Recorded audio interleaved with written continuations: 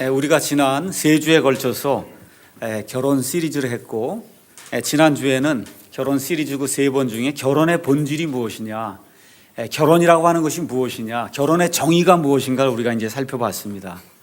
제가 늘 말씀드렸듯이 결혼은 사람이 만든 사람의 제도가 아니라 하나님께서 직접 사람들을 만드시고 하나님께서 직접 창안하셔서 하나님께서 이 세상에 가장 먼저 세우신 제도요 기관이라고 제가 말씀을 드렸습니다. 하나님께서 만드셨기 때문에 이 결혼이라고 하는 것은 하나님의 규정에 따라서 우리가 준수하게 되면 그러면 행복한 결혼 생활이 우리가 가운데 이루어질 것이고, 하나님이 원하시는 그러한 규정을 알지 못해서 제대로 행하지 못하면은 그럼 결혼 생활이 불행해질 수밖에 없습니다. 제가 이번 주에도 결혼의 목적이라고 하는 이런 제목을 가지고 이런 말씀들을 이렇게 준비하면서 내가 50살이 넘도록 이런 설교를 한 번도 들은 적이 없고, 특히 결혼할 때 이런 얘기를 들어본 적이 없어요. 그래서 늦게나마 그래도 하나님께서 왜 결혼하게 하셨는지 그 목적을 이해하게 되니까 제 자신에게도 은혜가 되고 아마 이 말씀을 듣는 여러분들에게도 은혜가 되리라고 확신이 됩니다. 그래서 성경의 결혼이라고 하는 것은 언제나 언약이에요. 하나님 앞에서 서약을 맺고 맹세를 하는 겁니다.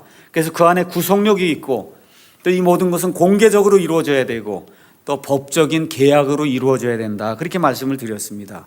그래서 구약시대에 말라기서 2장 14절 15절에 있는 그 말씀을 가서 보니까 아내를 가리켜서 내가 맺은 언약의 아내다.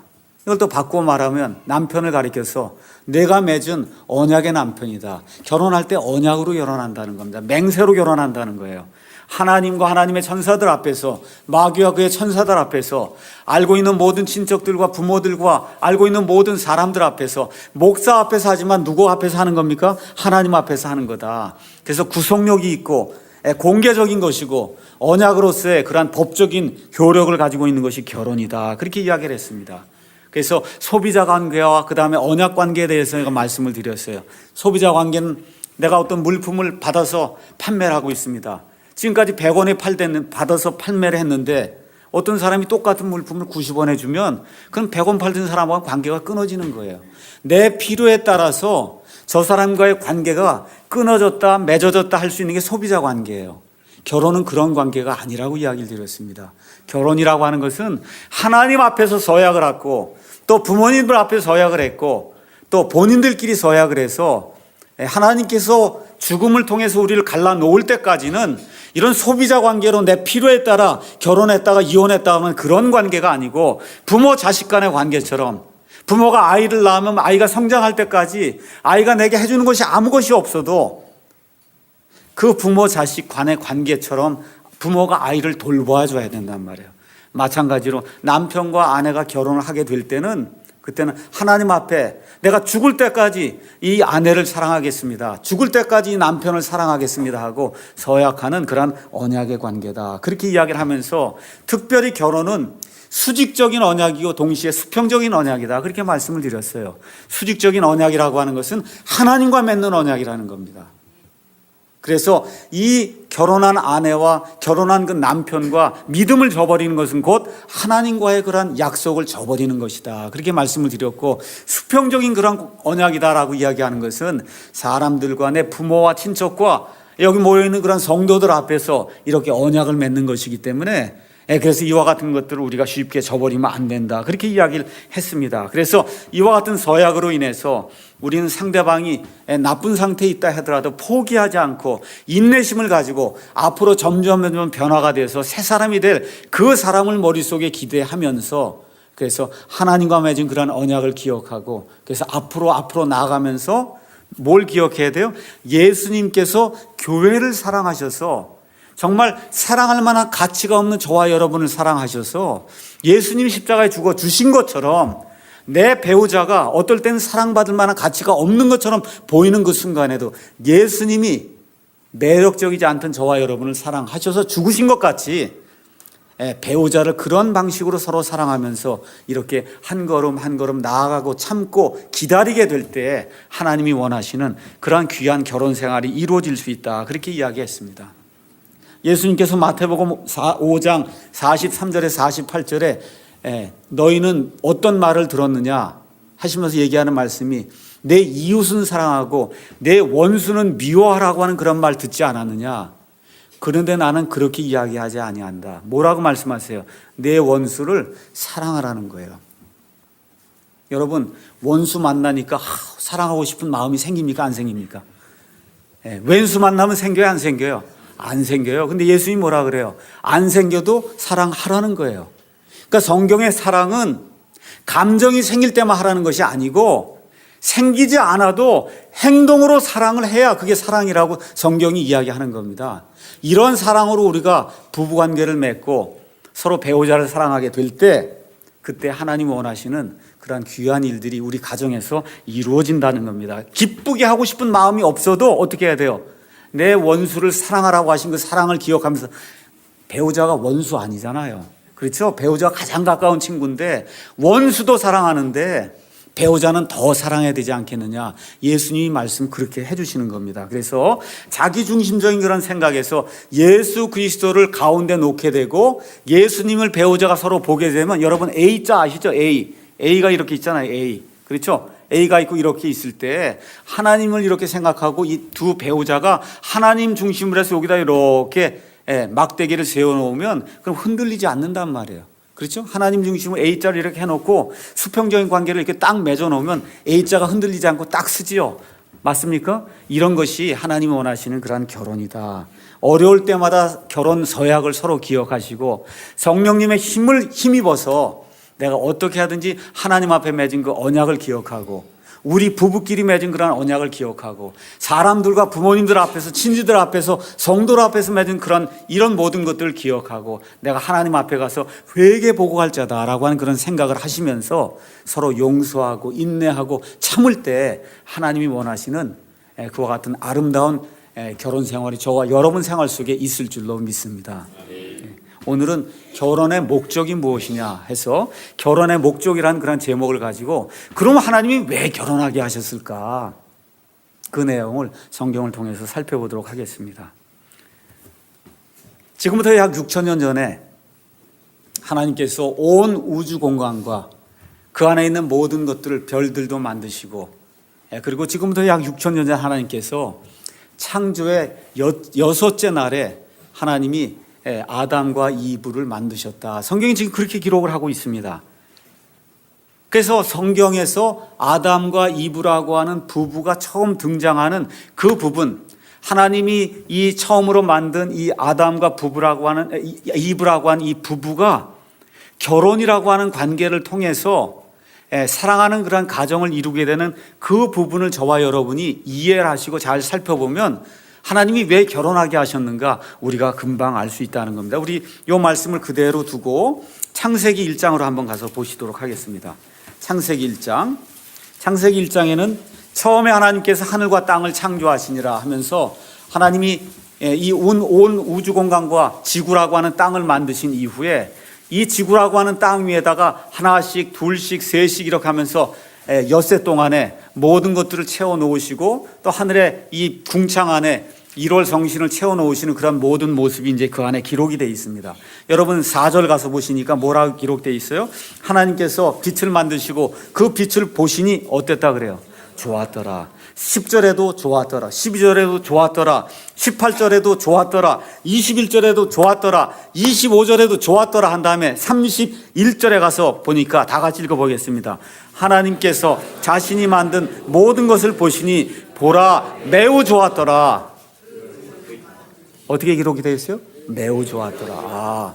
창세기 1장에서 하나님이 모든 것을 만드시고는 몇 번이나 좋았다고 말씀하시냐면 총 7번이나 좋았다고 말씀하시고 이 모든 것을 한마디로 요약을 하시면서 이 모든 것이 하나님 보시기에 심히 좋았더라. 지금 그렇게 이야기하시는 겁니다. 하나님이 이 모든 것을 만드시고 너무 좋았다는 거예요. 너무 좋았다는 겁니다. 그래서 하나님께서 첫째 날부터 시작해서 여섯째 날까지의 모든 것 만드신 내용이 1장에 기록이 되어 있고 이 모든 것 만든 가운데 가장 중요한 게 뭐예요? 해와 별이에요? 메뚜기예요? 개나 아니면 원숭이에요? 아니 뭐예요? 뭐가 가장 중요해요? 이 모든 거 만든 것 중에 사람이죠. 사람 만든 게 가장 중요하기 때문에 하나님께서 어떻게 구체적으로 남자와 여자를 만드셨는가를 2장에서 다시 설명을 해 주시는 거예요. 2장 1절에서 3절은 이같이 하늘들과 땅과 그것들의 모든 군대가 완성이 되니라. 심지어 하늘의 1월 성식 모든 별들도 하나님의 군대다. 메뚜기도 군대요, 사람도 군대요, 호랑이도 군대요. 이 모든 걸 하나님이 군대라고 부르시고 있어요. 이 모든 것이 끝난 다음에 4절부터 하나님께서 하나님의 형상과 하나님의 모양을 따라 만들어주신 사람을 구체적으로 어떻게 만들었고, 구체적으로 이 둘이 어떻게 결혼을 하게 되었는가, 이걸 하나님이 보여주시고자 2장을 기록을 하셨습니다. 어떤 사람들이 주장하는 것처럼 1장에 있는 사람과 2장에 있는 사람은 다르기 때문에 1장에 있는 사람이 네안데르탈인이고 2장에 있는 사람이 드디어 아담이다, 이렇게 얘기하는 베레아 귀신론에서 이야기하는 그런 게 있습니다. 우린 그런 거 믿지 않아요. 그건 다 귀신 믿는 사람들이 이야기하는 거지, 이중 아담론 이런 거 믿지 않습니다. 창세기 1장에 나와 있는 그 말씀 중에서 가장 중요한 것이 사람이기 때문에 하나님께서 사람을 어떻게 만들고, 하나님이 만들어 놓으신 제도 가운데 가장 중요한 것이 결혼이요, 가장 중요한 것이 가정이기 때문에 하나님이 이 결혼과 가정을 어떻게 만드셨는가를 하나님이 친히 보여주실 그런 필요가 있기 때문에 하나님께서 2장을 좀 더 상세하게 우리를 위해서 기록을 해 주셨습니다. 자, 그런데 이상한 일이 발생하는 거예요. 2장 18절 말씀 가서 다 같이 한번 읽어보겠습니다. 2장 18절. 주 하나님께서 이르시되 남자가 홀로 있는 것이 좋지 못하니 내가 그를 위하여 합당한 조력자를 만들리라 하시니라. 여러분 잘 들으셔야 됩니다. 다 좋다 그랬죠? 맞아요? 다 좋다 그랬잖아요. 하나님이 다 좋다 그러고 결론적으로 매우 좋았다 그랬는데 드디어 좋지 않은 게 나타난 거예요. 성경에서 처음으로 좋지 않은 게 나타난 거예요. 뭐가 좋지 않다 그래요? 남자가 홀로, 개역 성경의 표현대로 얘기하면 남자가 독처하는 것이 좋지 않다. 남자가 홀로 거하는 것이 좋지 않다는 거예요. 잘 들으셔야 됩니다. 자, 제가 한번 여쭤볼게요. 아담이 지금 살고 있는 이 세상은 완전한 세상입니까? 아닙니까? 완전한 세상이에요. 아담이 하나님하고 직접 이야기할 수 있어요? 없어요? 있어요. 그때는 하나님하고 직접 얘기할 수 있어요. 지금 그런 기능이 없어졌기 때문에 못하지. 아담아 내가 여기 어디 있느냐 하니까 제가 여기 있습니다 하고 얘기하잖아. 하나님하고 직접 얘기할 수 있는 그런 관계예요. 가장 아름다운 세상, 가장 완전한 세상, 하나님하고 직통 대화를 할 수 있는 그와 같은 세상, 하나님과의 수직적인 관계가 완전히 이루어진 그런 세상인데 하나님이 뭐라 그래요? 남자가 홀로 거하는 것이 좋지 않다, 그렇게 이야기를 하는 겁니다. 바로 여기에 문제가 있는 거예요. 무슨 얘기예요? 하나님과의 수직적인 관계만 가지고는 사람은 완전한 존재가 될 수 없다는 겁니다. 여러분 이해하시겠죠? 하나님과의 수직적인 관계만 잘 하면은 모든 것이 만사 해결이겠구나 하고 매일같이 교회 나와서 자매님들이 목사일 돕고 그것만 하면 안 된다는 거예요. 뭐가 있어야 된다는 거예요? 가정생활에서 남편과 아내의 수평적인 이런 관계가 제대로 이루어지지 않고 매일같이 가서 교회만 가서 살면 안 된다는 겁니다. 뭐가 있어야 돼요? 동시에 수평적인 관계, 하나님과의 관계뿐만 아니라 수평적으로 무언가가 있어야 된다는 겁니다. 수평적인 관계가 남편과 여자가 있어야 된다는 거예요. 그래서 하나님이 재미있는 일을 하세요. 그래서 하나님이 거기에서 아담 앞으로 모든 짐승들을 지나가게 하니까 아담이 그 모든 짐승들의 이름을 지어주지요. 맞죠? 거기 가서 보니까 뭐라고 돼 있냐 하면 19절에 아담이 살아있는 모든 창조물을 무엇이라 부르든지 그것의 이름이 되었더라, 이렇게 얘기했는데 20절에 가서 다 같이 한번 읽어보겠습니다. 아담이 모든 가축과 공중의 날짐승과 들의 모든 짐승에게 이름을 주니라. 그러나 아담을 위해서는 그를 위한 합당한 조력자를 찾지 못하였다. 잘 들으세요. 문맥을 보니까 하나님이 이름만 주려고 아담 앞으로 지나가게 한 게 아니에요. 개도 지나가게 하니까 쌍쌍이 나타나요. 고양이도 지나가게 하니까 쌍쌍이 나타나요. 그렇죠? 사자도 지나가는데 쌍쌍이 나타나는데 보니까 아담하고 똑같은 게 있어요? 없어요? 없다 그런 얘기예요. 아담이 보니까 나랑 똑같은 건 없습니다. 하나님께서 지금 그 얘기하는 거예요. 하나님께서 뭐라고 말씀하시냐면 합당한 조력자가 없어서 그래서 이걸 만들어줘야 되겠다 하고, 야, 짐승들 가운데 있나 한번 찾아봐라 하고, 짐승들 다 지나가게 하고, 날짐승도 지나가게 하고 했는데, 보니까 있어요, 없어요? 없다는 겁니다. 근데 없는 게 좋은 거예요, 나쁜 거예요? 나쁜 거예요. 지금 그래서 하나님께서 관계가 필요하구나, 사람에게는. 그걸 보여주시고자 짐승들을 지나가게 하신 겁니다. 짝을 지어서 이렇게 지나가니까 보기에 너무 좋은 거예요. 하나님이 보기에도 좋고 아담이 보기에도 참 좋은 거예요. 그러니까 아담의 마음속에 뭐가 들었겠어요? 나도 좀 짝이 있으면 좋겠구나. 그걸 스스로 느끼도록 하나님이 모든 짐승과 날짐승이 지나가도록 그렇게 만들어 주신 겁니다. 자, 그러면 왜 관계가 필요하냐?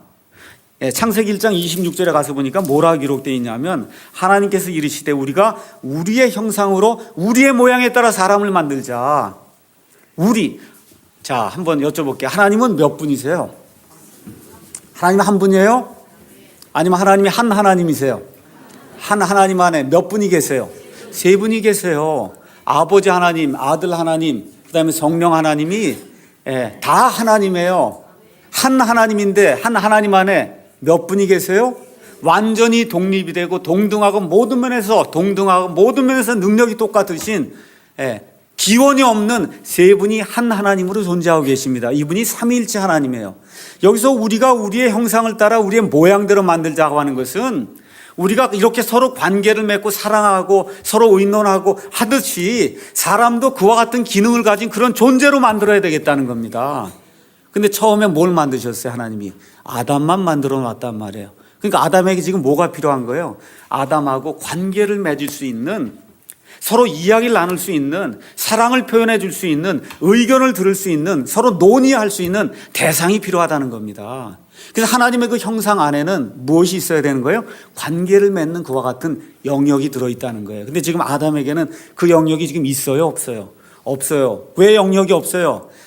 합당한 조력자가 없기 때문에. 영어로 가서 보시면 help, 그 다음에 띄고 meet로 돼 있어요. mate가 아닙니다. help mate가 아니고 help meet이에요. meet이란 단어는 합당하다 그런 뜻이에요. 합당한 조력자. 남편이 혼자 이렇게 있는데 남편 혼자만으로는 남편이 완벽하게 될 수가 없다는 거예요. 누가 있어야 돼요? 여자가 붙어야. 그렇죠? 여자가 붙어야, 그래서 조력을 해줘야, 그래야 이 둘이 온전히 한 몸이 돼서 하나님이 원하시는 그와 같은 일들을 할 수 있는 그런 존재가 될 수 있다. 그 얘기를 하는 겁니다. 그래서 하나님께서 아담을 잠들게 하시고 그의 갈빗대 하나를 빼서, 그래서 누구를 만드세요? 이브를 만들고 이브를 데려다가 아담 앞에 딱 세워놓으니까 아담이 기가 막혀서 23절, 자 읽어보겠습니다. 아담이 이르되 이는 이제 내 뼈 중에 뼈요 내 살 중에 살이라. 그녀를 남자에게서 취하였으니 여자라 부르리라. 지금 그렇게 하면서 감탄하는 그와 같은 내용이 이 안에 기록이 되어 있습니다. 이건 무슨 얘기냐 하면, 당신을 만나니 이제야 내 공허함이 채워집니다, 이런 얘기예요. 당신을 만나니 내가 이제야 비로소 온전한 사람이 되었습니다. 우리 남편들 오늘 집에 가시거든 잠자리 드시기 전에 아내 손을 잡고, 당신을 만나니 이제야 내가, 여태까지는 한 번도 얘기해 본 적이 없지만 나이가 드셔도 상관없어요. 우리 허덕준 어르신 어디 계세요? 우리 교회 제일 연세 많으신데 우리 이근재 어르신 손을 딱 잡으시고, 당신을 여태까지 이렇게 내가 만나서 이제 사람이 완전하게 됐습니다, 이렇게 오늘 고백하시는 날이에요. 하시겠습니까? 대답이 없으시네, 이 남자분들이. 이용세 어르신 하시겠죠? 예. 당신을 만나서 내가 이제야 완전한 사람이 됐어. 지난 몇십 년 동안 우리 허덕준 어르신, 이근재 어르신 50년 이상 같이 사셨단 말이에요. 그 50년 동안 이 허덕준 어르신을 완벽하게 만들어준 분이 누구예요? 이근재 어르신이에요. 맞습니까? 여기 그 얘기지 않습니까? 이는 내 뼈 중에 뼈요 내 살 중에 살이라. 제 아내에게도 제가 이 얘기를 한 적이 없는데, 이제 결혼 28년째 되는 오늘 제가 손을 잡고, 당신을 만나서 내가 28년 동안 이렇게 완벽한 사람이 됐습니다. 박진성 형제님 알겠죠? 예, 그렇게 이제 하는 겁니다. 예, 이렇게 돼서 결혼의 목적은 뭐냐 하면, 남자를, 여자를 이렇게 가져다가 이제 결혼을 시킴으로 말미암아 완벽한 사람이 되도록 만들어 주는 것이, 그게 결혼의 목적이다. 그래서 여기 나오는 이 합당한 이 조력자라고 하는 말은 다른 얘기를 하면 합당한 동반자요, 합당한 친구라는 거예요. 아담이 보니까 다 친구 데리고 오잖아요. 짐승이 보니까 사자도 친구 데리고 오고 호랑이도 친구 데리고 오고 새도 친구 데리고 오는데 자기에게 뭐가 없어요. 친구가 없으니까 완벽한 존재가 못 됐는데 하나님이 이브를 딱 데려다 주니까 이제 뭐가 됐어요. 둘이 합쳐갖고 완벽한 존재가 됐다. 그래서 서로가 친구가 되었다. 그런 얘기입니다. 자, 그럼 친구가 되려면 어떠한 관계를 맺어야 되느냐. 친구에 대한 그런 말씀은 잠언서에 많이 나와 있습니다. 그래서 잠언에는 우정에 관한 그런 말들이 많이 나와 있는데 제가 하나만 읽어드리고 이제 설명을 하도록 하겠습니다. 친구가 계속해서 친구가 되기 위해서는 지속적인 사랑을 보여야 돼요. 잠언 17장 17절에 가서 보니까 뭐라고 되어 있냐면 친구는 언제나 사랑한다. 그렇게 기록이 되어 있어요. 친구는 언제나 사랑하며 형제는 어려운 때를 위해 태어났느니라. 이렇게 기록이 되어 있습니다. 형제도 어느 면에서 친구예요. 가장 친한 친구예요. 어느 때를 위해서? 어려운 때를 위해서. 친구는 언제 사랑해요? 거기 가서 보니까 친구는 어떤 때에 사랑해요? 언제나 사랑하는 게 친구예요. 그걸 하라는 거예요. 하나님께서. 친구는 언제나 사랑한다는 겁니다. 그래서 부부는 촌이 없어요. 무촌이에요. 이 부부가 낳은 아들들이 생기고 딸이 생기면 이 딸과 아들들은 어떤 관계예요? 아버지와 일촌이에요. 그 다음에 아들들과 딸, 아들들과 아들은 이촌이 되는 거예요. 갈수록 멀어지는 거예요. 부부는 무촌이란 말이에요. 그러니까 언제나 사랑해야 된다는 겁니다. 지금 얘기하는 거예요. 지속적으로 사랑해야 된다는 거예요. 좋을 때만 사랑하는 것이 아니라 언제나 사랑해야 된다. 친한 친구는 또 잠언 18장 24절 가서 보니까 형제보다 낫다 그렇게 기록이 돼 있어요. 그러니까 부부가 좋은 친구가 될 때는 형제보다 훨씬 좋은 그런 관계가 되어야 된다. 성경이 그렇게 이야기합니다. 여러분이 잘 아시는 다윗과 요나단이라고 하는 유명한 그런 사람들이 구약 성경에 나옵니다. 거기 가서 보면 다윗은 하나님께 기름 부음을 받아서 사울의 뒤를 이어서 왕이 될 사람이에요. 근데 사울에게도 아들이 있어요. 아들도 아주 훌륭한 사람이에요. 그 아들의 이름이 누구예요? 요나단이에요. 자, 다윗만 없으면 누가 왕이 되는 겁니까? 요나단이 왕이 되는 거예요. 근데 요나단이 다윗이 얼마나 좋은 친구인지 그 혼에게 밀착이 됐어요. 요나단의 혼과 다윗의 혼이 하나같이 밀착이 되니까 왕위 같은 거 난 상관없다. 다윗 내가 왕이 되라. 나는 너를 돕는 사람이 되겠다 하고 왕좌를 버리고 왕위를 버리고 다윗을 위해서 목숨까지 내어놓는 그와 같은 관계로 발전이 됐거든요. 이게 친구의 사랑이다. 성경이 지금 그렇게 이야기하는 겁니다. 그 다음에 이 친구는 투명하고 정직해야 된다. 성경이 그렇게 이야기합니다. 잠언 27장 9절, 사무엘기상 23장 16절에서 18절, 우리 잠언 말씀 하나만 더 읽겠습니다. 잠언 똑같은 말씀인데 27장 17절에 나와 있는 이 말씀이 대단히 중요한 말씀이기 때문에 제가 한번 읽겠습니다. 쇠가 쇠를 예리하게 하는 것 같이 사람이 자기 친구의 얼굴을 예리하게 하느니라. 이게 무슨 얘기예요? 비판할 줄 아는 친구가 돼야 된다는 거예요. 친구가 오랫동안 친구가 되고 지속이 되려면 서로의 단점을 보고 서로의 장점을 보고 장점은 자꾸 세워주고 이건 이런 단점이 있으니까 당신은 이것을 고쳐야 된다. 제가 어젯밤부터 오늘 아침까지 제 아내에게 이 이야기를 귀가 따갑도록 듣고 아침까지 반성을 하고 왔습니다. 당신은 이 이야기를 들어야 그래야 목사를 할 수 있다. 어젯밤부터 오늘 아침까지. 왜 그래? 여기 나와 있는 것처럼 쇠가 쇠를 예리하게 하는 것 같이 사람이 자기 친구의 얼굴을 예리하게 한다. 이게 없으면 안 되는 거예요. 그러니까 친구는 어떤 사람이냐 하면, 자, 여기 알곡이 있고 알곡 안에 겨가 있어요. 그럼 옛날에 이거 탁탁 치면은, 내려치면은 겨는 다 날아가고 알곡만 남지요. 맞습니까? 그렇게 하는 사람이 친구란 말이에요. 탁탁 치면 알곡도 아파요, 안 아파요? 아파요. 친구가 와서 찌르는 말을 해요. 이거 하면 안 된다고. 그때 듣기 싫어요. 근데 어떻게 돼? 그걸 해야 뭐가 날아가요? 겨가 다 날아가고 뭐만 남아요? 알곡만 남는단 말이에요. 이렇게 해주는 사람이 진짜 친구다. 성경이 그렇게 이야기하는 겁니다. 그러니까 부부관계가 친구의 관계가 되려면 어떻게 돼야 돼요?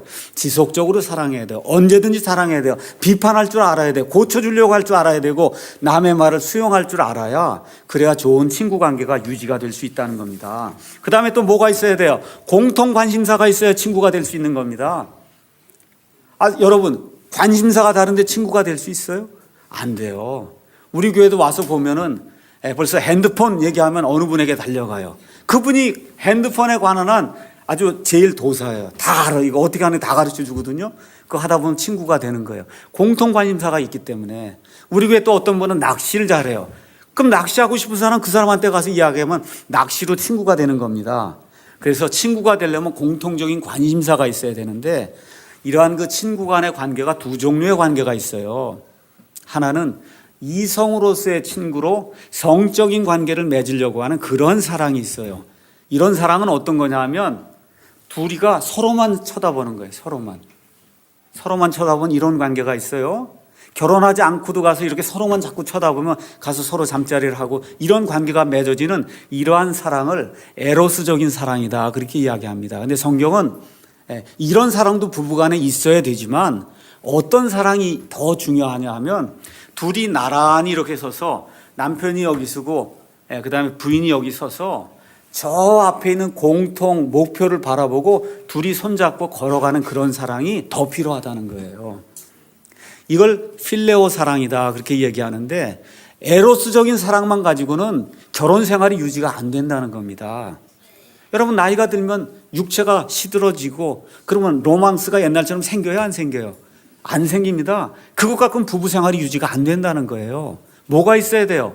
서로가 손을 잡고 저 앞에 있는 목표를 향해서 서로가 같은 목표를 가지고 같은 비전을 가지고 계속해서 손을 잡고 나아가게 될 때 그때 이와 같은 에로스적인 그런 사랑도 더 꽃을 피우게 되고 더 서로 존경하게 되고 더 사랑하게 될 수 있는 이런 얘기가 이제 일이 생길 수 있다는 겁니다. 그래서 크리스찬의 우정은 이 세상 사람이 갖는 우정하고 똑같아요. 뭐가 있어야 돼요? 공통의 비전과 공통의 열정이 있어야 그리스도인들끼리도 또 부부들끼리도 이 친구가 될 수가 있습니다. 여러분 여기 교회 한번 와보세요. 우리 교회 안에 가난하신 분도 있고 또 부한 사람도 있고 공부를 많이 한 사람도 있고 공부 못한 사람도 있고 연세가 많은 분도 있고 나이가 많지 않은 그런 사람도 있어요. 제가 늘 이야기하는 게 그거예요. 생선 장사를 해도 예수님 안에서 같은 영이 되면 내가 박사를 했으면 무슨 소용이 있어요. 그렇죠? 생선 장사하고 만나서 같이 얘기하는 게 훨씬 낫지 나는 박사입니다 했는데 나하고 관심사가 없어요. 그럼 얘기가 됩니까 안 됩니까? 안 돼요. 제 형제들이 있어요. 1년에 한두 번 만나요. 잘 지냈냐? 그럼 끝이에요. 할 얘기가 없어요. 할 얘기가. 이 교회만 오면 공통 관심사가 있으니까 하루 종일 얘기하고 집에 있다 끝날 때 밤 9시까지 얘기해도 집에 가기 싫어갖고 남아있는 사람이 20, 30명이 있단 말이에요. 맞습니까 여러분? 왜 그래요? 공통의 관심사가 있기 때문에. 이 그리스도인들 간에는 직업이 상관이 없어요. 명예가 있냐 없냐, 지위가 높으냐 낮으냐, 대학 교수냐 박사냐 이게 소용이 없어요. 뭐가 있으면 돼요?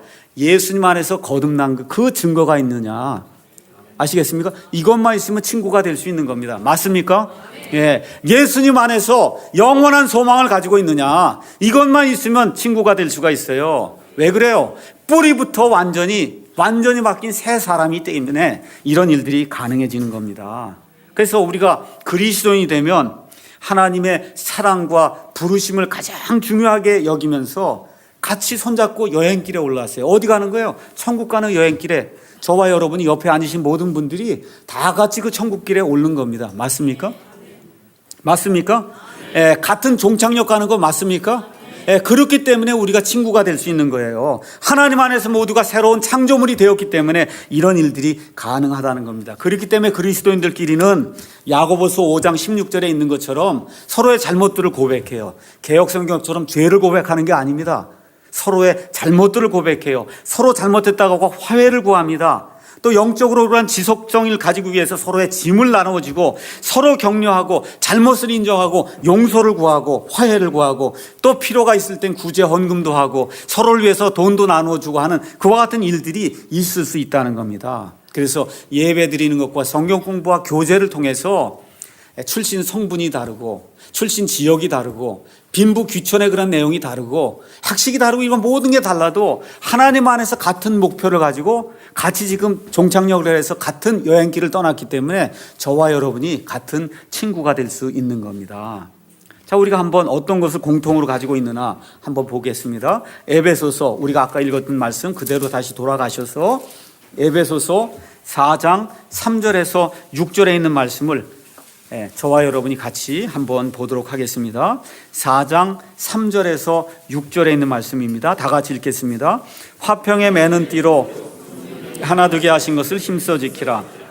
너희를 부르심에 한 소망 안에서 너희가 부르심을 받은 것 같이 한 몸과 한 성령이 있고 한 주와 한 믿음이 한 침례가 있으며 한 하나님이 계시니 곧 모든 것의 아버지 됐습니다. 여기 가서 보니까 뭐가 같다 그래요? 부르심의 한 소망, 그렇죠? 한 몸, 한 성령, 한 주님, 그 다음에 한 믿음, 한 침례, 한 아버지. 우리 다 같습니까? 우리가 부르는 아버지 한 하나님 맞아요? 우리가 받는 성령 침례 다 같습니까? 우리가 부르는 주님 예수님 맞습니까?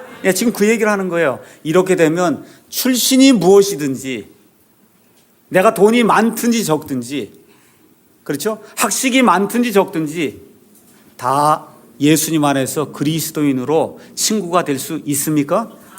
그것이 형제 자매의 관계가 되는 겁니다. 그러니까 가장 좋은 그리스도인의 관계는 세상적인 관심사도 낚시면 낚시 뭐 이런 것도 좋으면서 동시에 또 뭐가 있어야 돼요? 거듭남으로 말미암아 한 주님, 한 성령님, 한 아버지, 한 천국, 한 소망, 한 부르심, 이 안에 들어오게 되면 이 세상에 그와 같이 더 좋은 관계는 있을 수가 없다. 성경이 그렇게 얘기하는 거예요. 여기에다 부부간에는 또 뭐가 있어요? 로맨틱한 애정이 또 더해지지 않습니까? 맞습니까? 여러분 다 결혼하신 분들에게 제가 물어볼게요. 나는 로망스가 전혀 없는데 이 사람하고 결혼했습니다. 이런 사람 있어요? 이 사람에게 애정을 전혀 느끼지 못했는데 아버지 엄마가 하라 그래서 할 수 없이 했습니다. 이런 사람 있어요? 없어요. 보고 다 그래도 좋아하는 게 있으니까 결혼했잖아요. 그러니까 같은 소망을 가지고 같은 공통점을 가지고 거기에다가 에로스적인 그런 사랑까지 이렇게 겹쳐지게 되니까 부부간의 그 사랑이 모든 친구들, 여러분이 많은 친구가 있지만 그 친구들 모든 친구들의 그 사랑을 합친 것보다 더 좋은 그런 친구의 그런 사랑이 돼야 된다. 성경이 그렇게 이야기를 하는 겁니다. 그래서 여러분과 저의 배우자가 이 세상을 살아갈 때 가장 좋은 친구가 돼야 된다는 거예요. 그게 성경이 얘기하는 결혼의 목적입니다. 또 무슨 얘기를 또 하나 이렇게 하는 분이 제가 이렇게 보는 게 있어요. 잘 들으세요. 하나님이 아담을 위해서 이브를 만드셨는데 그 목적이 뭐예요? 가장 좋은 합당한 조력자가 돼서 가장 좋은 친구가 되라는 거예요. 잠언 가서 잠깐 보겠습니다. 잠언 2장 17절에 가서 보면은 그러면 음탕한 여인이 나와요. 2장 17절.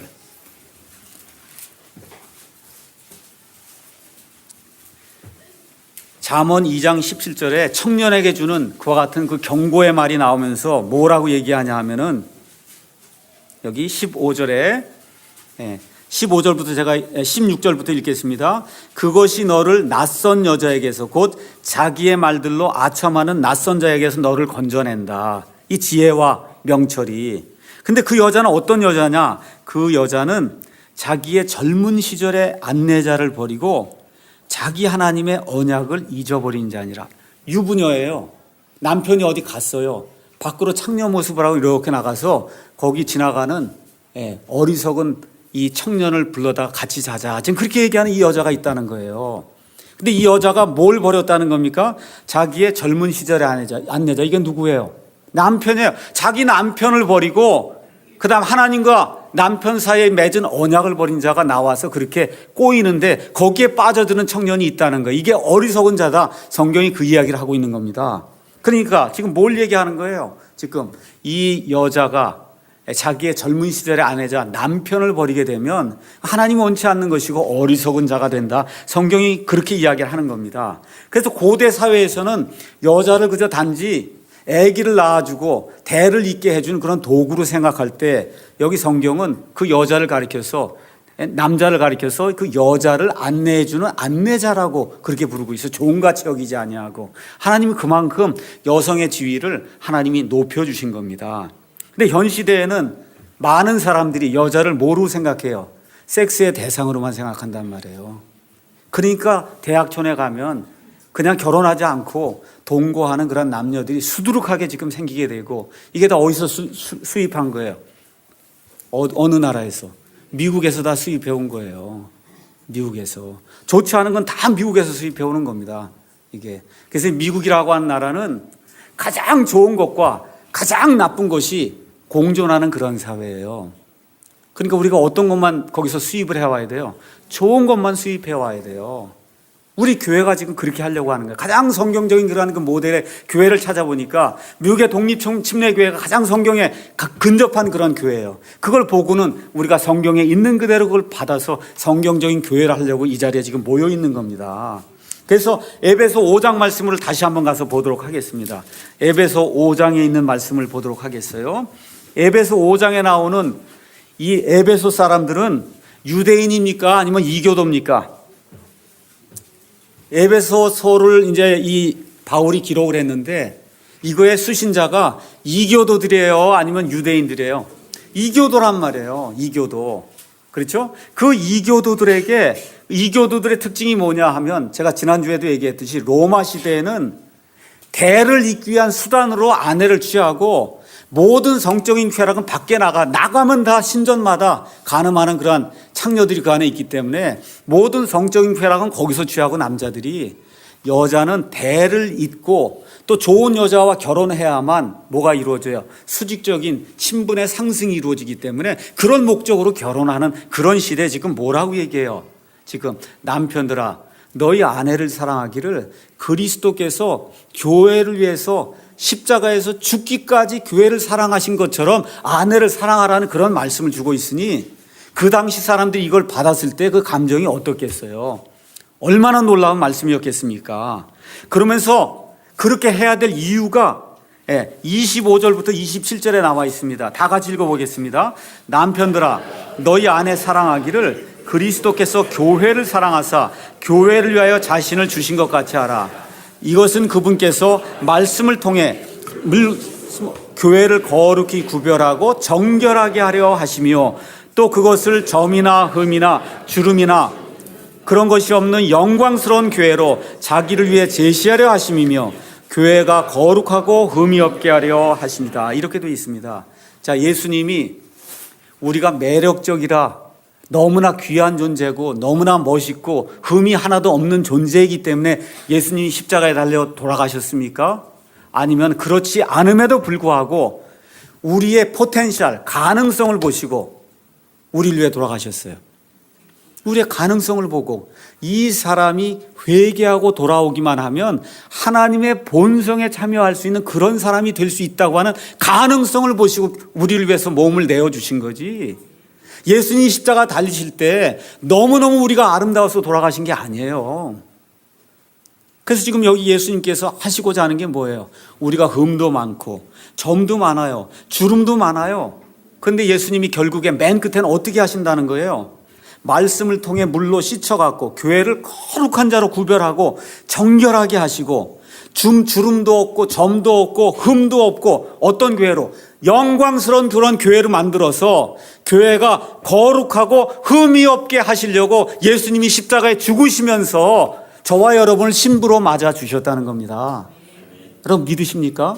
예. 그러니까 교회와 예수님의 관계가 어떤 관계예요? 신랑과 신부의 관계인 것처럼 신랑과 신부가 결혼을 하면은 그 목적이 뭐가 돼야 되냐 하면은 나중에 하나님 앞에 가서 우리가 회개 보고를 할 때 우리 둘이 부부로 살았습니다. 이렇게 회개 보고를 할 때 어떤 일들을 우리가 했느냐 하면 제가 내 아내가 하나님이 원하시는 그런 사람이 되도록 하기 위해서 제가 최선을 다해서 아내의 성화를 돕기 위해서 제가 노력을 기울였습니다 하고 남편이 그렇게 대답을 해야 되고, 아내는 그 옆에 가서 하나님 앞에 가서 회개 보고할 때, 제가 결혼을 할 때, 결혼한 이후로 제 남편이 하나님이 보시기에 가장 합당한 사람이 되도록 그렇게 하기 위해서 제가 모든 노력을 기울여서 이 사람을 하나님이 기뻐하는 그런 사람이 되도록 제가 노력을 했습니다.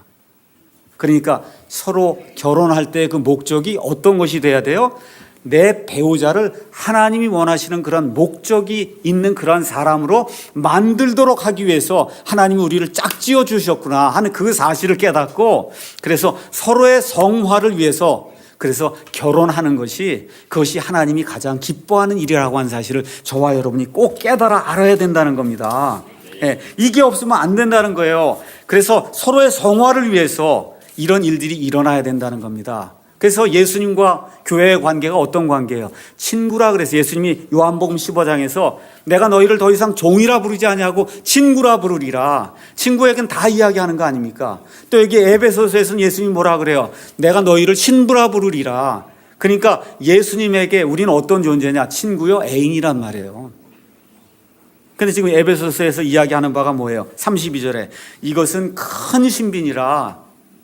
근데 내가 뭐에 대해서 얘기한다는, 그리스도와 교회에 대해서 말하노라. 그럼에도 불구하고 너희 각 사람이 자기를 사랑하듯 개별적으로 자기 아내를 사랑하고, 아내도 주의하여 자기 남편을 어떻게 하라고요? 존경할지니라. 그러니까 예수님과 교회의 관계처럼 저와 여러분의 이 부부 생활의 관계가 그런 관계가 돼야 돼요. 그런 관계가 어떤 관계예요? 흠없이 하나님 앞에 설 수 있도록 배우자를 도와주는 관계. 이해하시겠죠? 배우자를 도와주는 그러한 관계가 이루어질 때, 그럼 로망스도 없어도 된다 그 얘기입니까? 아니에요. 그런 거 아니에요. 로망스도 있게 되고 재미도 있게 되고, 아들 딸들 낳으면 고통도 있지만 아들 딸 통해서 기쁨도 느끼게 되고, 처음에 시작할 땐 전세 사골세로 시작했지만 시간이 가면서 집도 하나 생기게 되고, 그렇게 기쁨을 누린단 말이에요. 이런 누리는 모든 기쁨은 부산물로 생겨야 되는 거예요. 여러분 잘 기억하셔야 됩니다. 그러니까 우리가 진짜로 추구해야 될 것은, 부부가 되었을 때 진짜로 추구해야 될 것은 하나님이 원하시는 동반자 관계가 돼야 된다는 거예요. 어떻게 해요? 둘이 같은 목표가 어때요? 하나님의 왕좌, 그렇죠? 하나님이 기뻐하시는 새 사람이 되는 것, 하나님의 본성에 참여하는, 그게 우리의 목표예요. 그 목표를 놓고 둘이 손잡고 이렇게 가는 동안에 서로를 깎아주고 서로를 밀어주고 해서 어디로 가도록 해요? 하나님의 그 왕좌 앞으로 가는 대로 서로를 밀어주는 거예요. 삐져갈 때마다 서로 밀어주는 겁니다. 밀어주고 깎아내고 성품을 갈아내고, 이렇게 해서 하나님이 원하는 대로 이렇게 가게 되는 가운데 애정도 더 깊어지게 되고, 그렇죠? 하나님이 주시는 재물의 복도 받게 되고, 자녀들의 복도 받게 되고, 기쁨도 누리게 되고, 즐거움도 누리게 되고, 며느리도 얻게 되고, 손주도 얻게 되고, 이런 일들이 부산물로 생긴다는 거예요. 이 목적을 저와 여러분이 잘 기억을 해야 되는 겁니다. 그래서 결혼은 우정이라는 거예요. 공통의 목표, 그리스도로서 공통의 목표를 가지고 서로가 친구로서의 그런 관계를 유지하면서, 이 세상에 내 배우자보다 더 친한 친구는 없다. 그러면 누구하고 이야기를 제일 많이 해야 돼요? 여러분, 이 세상에 살면서 누구하고 이야기를 제일 많이 해야 돼요? 직장 상사요? 직장 상사 할 수 없이 얘기할 때만 하는 거고, 그거 말고 누구하고 얘기해야 돼요? 배우자하고 얘기를 제일 많이 해야 되는 거예요. 가장 친한 친구니까. 하나님이 이걸 원하신다는 겁니다. 마지막 하나만 이야기하고 그럼 마치도록 하겠습니다. 이것은 성경의 원리를 제가 이야기하는 겁니다. 제가 목사로서 여러분에게 진실을 이야기해주고 마치겠어요. 자, 그러면 믿지 않는 사람과 믿는 사람이 있어요. 원칙을 얘기하는 겁니다. 같이 결혼하면 행복할까요? 행복하지 않을까요? 여러분, 믿지 않는 사람과 믿는 사람이 있어요. 같이 결혼하면 행복할까요? 행복하지 않을까요? 원칙을 얘기하는 거예요. 제가 말씀드리는 건 원칙적으로 같이 결혼하면 행복해요? 안 해요? 왜 안 해요? 뭐가 다르기 때문에? 목표가 다르단 말이에요. 목표가 달라요. 이 두 사람이 결혼하면 예수님이 저 밖에 언저리로 나가버리고 뭐예요? 세상적인 것이 가장 앞에 저 목표로 놓이기 때문에 구원은 받았어도 예수님이 저 뒤로 밀린다니까요. 하나님의 왕자가 저 뒤로 밀려요. 그렇기 때문에 예수님을 믿는 사람이 예수님을 믿는 사람과 결혼하는 것이 하나님의 뜻입니다. 원칙입니다. 근데 원칙에는 예외가 있을 수 있을까요? 없을까요? 있을 수 있어요. 그렇기 때문에 믿지 않는 사람이 믿는 사람과 결혼하는 일도 있을 수 있습니다. 그럼 그거 저주해야 될까요, 제가? 아니에요. 그런 사람도 제게 와서 목사님, 제가 어쩔 수 없이 이렇게 결혼하게 됐습니다. 그럼 제가 주례를 서드릴까 안 서드릴까요? 서야지요. 예수님이 가나 혼인잔치에 가서 서줬어요, 안 서줬어요? 거기 참여해 주셨어요, 안 해주셨어요? 참여해 주셨어요. 다 죄인들이 모여 있는데 가서 예수님이 주례는 안 했지만 많은 선물을 줬잖아요. 그러니까 제가 주례를 해달라 그러면 어때요? 해줄 거예요. 해줘요. 근데 원칙은 뭐예요? 믿는 사람과 믿는 사람이 결혼하는 것이 하나님이 기뻐하는 거예요. 그러니까 그렇게 결혼을 믿지 않는 사람하고 했으면 이제부터 총 노력을 뭘로 기울여야 되겠어요? 이 믿지 않는 배우자를 공통의 목표를 가질 수 있도록 예수님 중심으로 살 수 있도록 이 사람을 빨리 믿도록 만들어야 되겠다. 그럼 그렇게 하려면 희생이 많아야 될까요? 적어야 될까요? 많아야 되는 겁니다. 우리가 잘하게 될 때 사람들이 우리의 행실을 보고 하늘의 아버지께 영광을 돌린다 그러지 않았습니까? 그러니까 믿지 않는 사람하고 결혼하는 사람은 더 큰 희생을 보여야 되는 거예요. 그래서 어려워지는 거예요. 결혼 생활이 더 어려워지는 겁니다. 그래서 이 내용을 기억을 하시고 제가 말씀을 이제 마치도록 하겠습니다. 지난주에 제가 신문을 보니까 하나 이야기가 있어서 여러분에게 꼭 말씀을 나눠드리고 싶었습니다. 어떤 사람이 이야기한 말인데 이런 이야기 했습니다. 2011년 말 워싱턴 공항공단의 회장이던 찰스 스넬링이라는 사람이 나이가 81살입니다. 이 사람이 뉴욕타임스에 이와 같은 에세이를 보냈습니다. 사랑하는 사람을 돌볼 때 기쁨과 책임감을 느끼지 않은 적이 한순간도 없었습니다. 특별히 제 아내는 55년 동안 자신이 할 수 있는 모든 방법으로 나를 돌보아줬던 사람입니다. 그런데 지난 6년간은 내가 내 아내를 돌볼 그러한 차례였습니다. 왜 그러냐면 6년 전부터 자기 아내에게 치매가 이제 시작이 돼서 그래서 결혼 생활 60년 가운데 처음에 55년은 아내가 죽도록 자기를 위해 희생해 줬고 그러니까 나머지 5년, 6년은 내가 아내를 위해서 희생을 해야 되겠다. 근데 어떤 일이 발생했어요?